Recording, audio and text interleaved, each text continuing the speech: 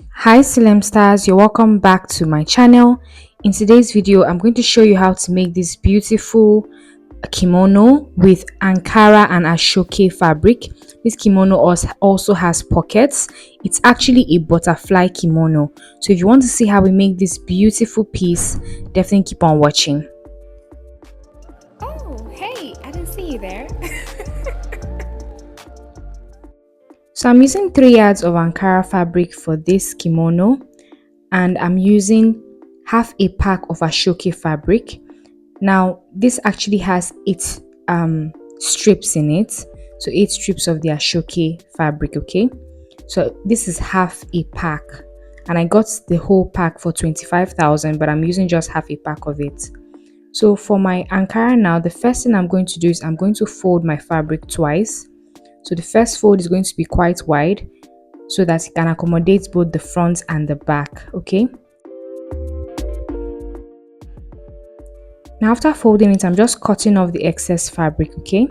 If you're not sure if the fabric you have folded is going to be enough for what you have to, cut, then you don't need to cut off the piece just yet. You can measure first before you cut. But for me, I'm sure that this will be enough for the kimono that I want. Now, the side where I have the double fold will serve as my center front and my center back. Now, the first thing I'm doing is to draw a baseline at the top of the piece. This is going to serve as my shoulder line as well. Okay. Now, the next thing I'm going to do is I'm going to mark the length that I want my kimono to be. So the length I want my kimono to be is 37 inches. And the width of the ashoke that I'm using is 6 inches. So 37 minus 6 is 31 inches, but I added 1 inch to that for joining allowance both at the top and at the bottom. So that means I marked 32 inches for the length, okay? So just subtract the width of the ashoke from the length that you want.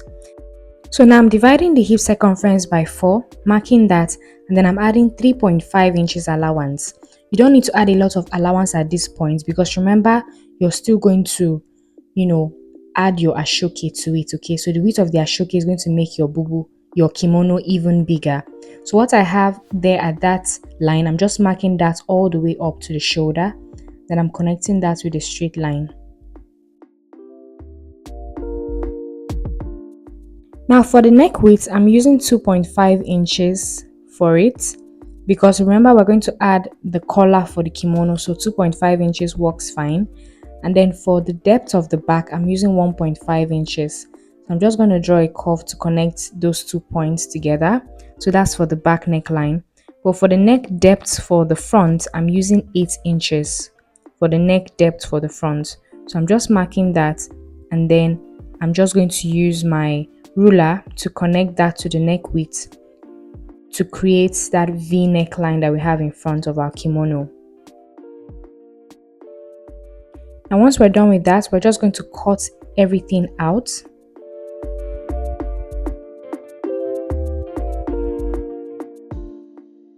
Now I'm going to cut the back neckline first, then I'm also going to cut off that label that we have on the Ankara. Now I'm going to separate the 2 pieces. Remember that this is the front and back here together. I'm going to separate the 2 pieces. So I'm going to use one as my back piece, and then this second one now I'm going to use it as my front piece. So for this second one, I'm going to cut along that neckline that I created for the front. So I'm just going to cut along that V neckline. And then I'm also going to cut along the fold as well to separate the front piece into 2.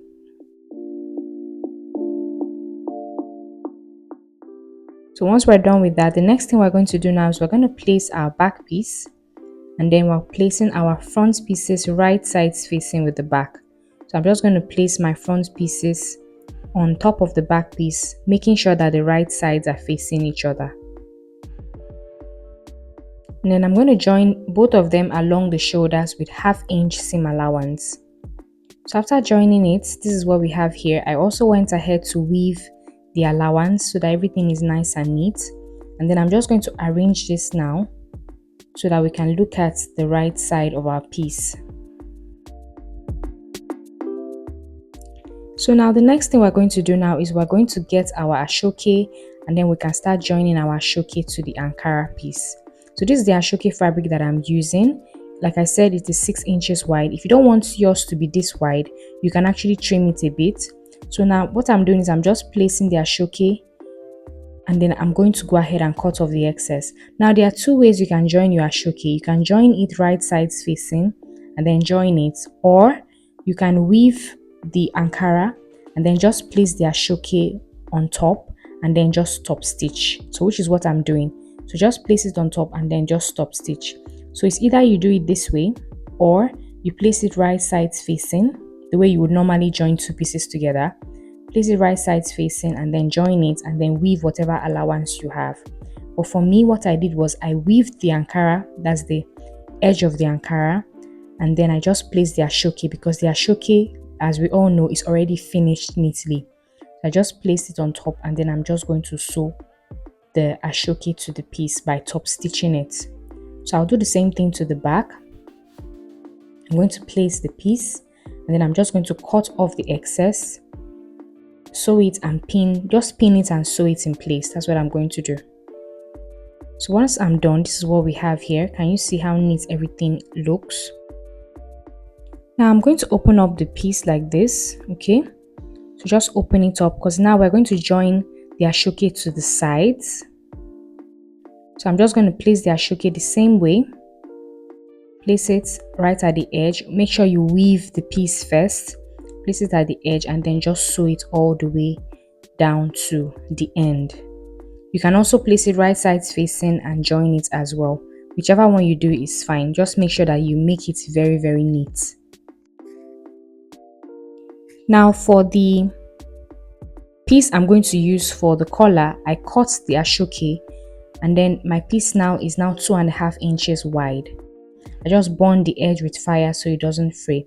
Alternatively, you can just place it right sides facing like I said and then just sew it, okay? And then weave the allowance. For me, I decided to do it like this.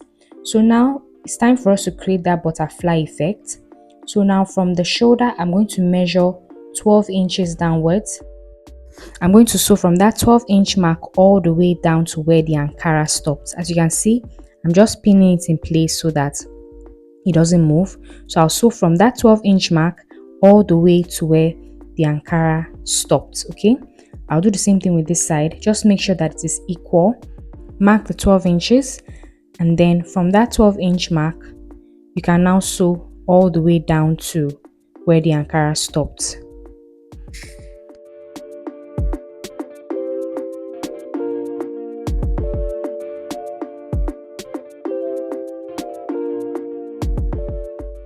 Now for the pocket, as you can see, the width of my pocket is 6 inches and the length is 8 inches. I've gone ahead to weave the top and the bottom of the pocket and then I folded the top part in and sewed it down.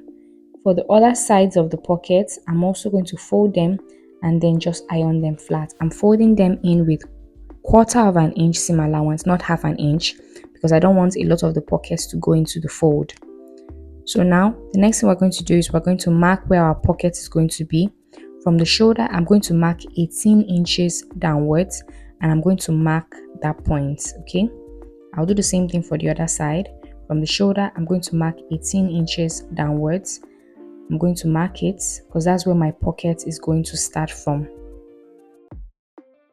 Now also from where the ashoke stopped, I'm going to mark 2.5 inches outwards. Same thing with the other side. From where the ashoke stopped, I'm marking 2.5 inches outwards. And I'm going to place my pocket there. And then I'm just going to pin it in place. Make sure that you've ironed the edges in so that once you sew, everything is nice and neat.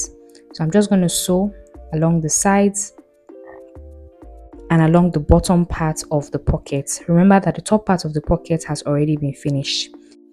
And this is the finished look of our beautiful butterfly kimono. Thank you so much for watching. Please don't forget to hit the like button if you found this video helpful. And also don't forget to subscribe if you haven't already. Thank you for watching. I'll see you all in my next video. Bye.